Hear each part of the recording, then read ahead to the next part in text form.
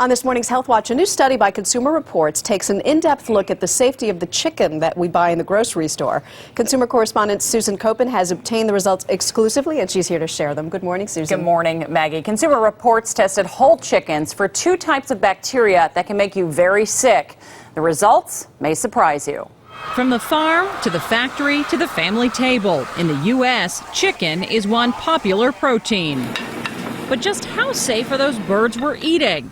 According to Urvashi Rangan at Consumer Reports, not safe enough. It's a dirty industry and it needs to be cleaned up.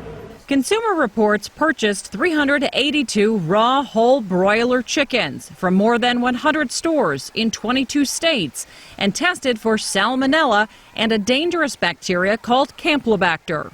In your findings, how many chickens came back with contamination? In our findings, nearly 2/3 of the chickens that we tested had either one or both pathogens. 62% of the birds had some level of Campylobacter, 14% had salmonella, 9% had both. Only 34% of the chickens were completely clean of both pathogens. You can't see these pathogens, so you must assume that any piece of raw meat that you're handling has some level of pathogen on it. The CDC estimates salmonella and Campylobacter from chicken and other foods infect 3.3 million Americans, hospitalize over 26,000, and kill more than 650 every year. I think it was the most painful thing I've ever experienced. 13-year-old Anna Pellish blames undercooked chicken tenders for her battle with salmonella. She's now a more careful eater.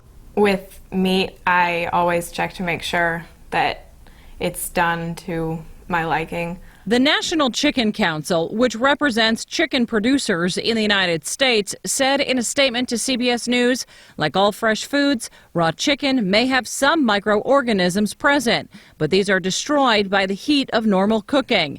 The industry does an excellent job in providing safe, wholesome food to American consumers. But Urvashi Rangan says more needs to be done before chickens ever reach the store. The government needs to take a look at what measures work, what measures don't, and need to step up the standards so that less contaminated birds are sold to consumers overall. The most recent test by the USDA showed lower numbers than the Consumer Reports test for both pathogens. Chicken processors must obey specific rules on salmonella, but no federal standards for Campylobacter currently exist.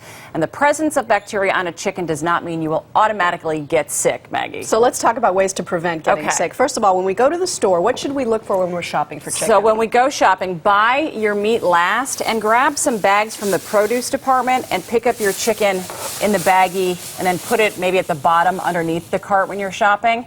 Then that way the liquid doesn't spill. And you don't actually have to touch anything. And keep it in your baggie when you bring it home and put it in the fridge. Okay, the next is when you take it home and you're handling it before cooking it. Have a cooking board that's specifically designated for raw meat. You only use it for raw meat. And Consumer Reports says don't rinse your chicken in the kitchen sink. Most of us do. Where else would you rinse it? They say take a pot of water if you need to and dip the chicken. But if you're rinsing it in the sink, they say there's a chance that it can splash and actually spread the juices. All right. Okay? And what about when you're cooking the chicken? So when you're cooking, make sure your chicken is cooked to at least 165 degrees, and you should be fine. Use a meat thermometer. Worthwhile investment right there. Meat thermometer and put it in the thigh of the chicken. All right, Susan Koppen, thank you. Great stuff as always. You can check out the entire Consumer Reports test results on our website. It's earlyshow.cbsnews.com.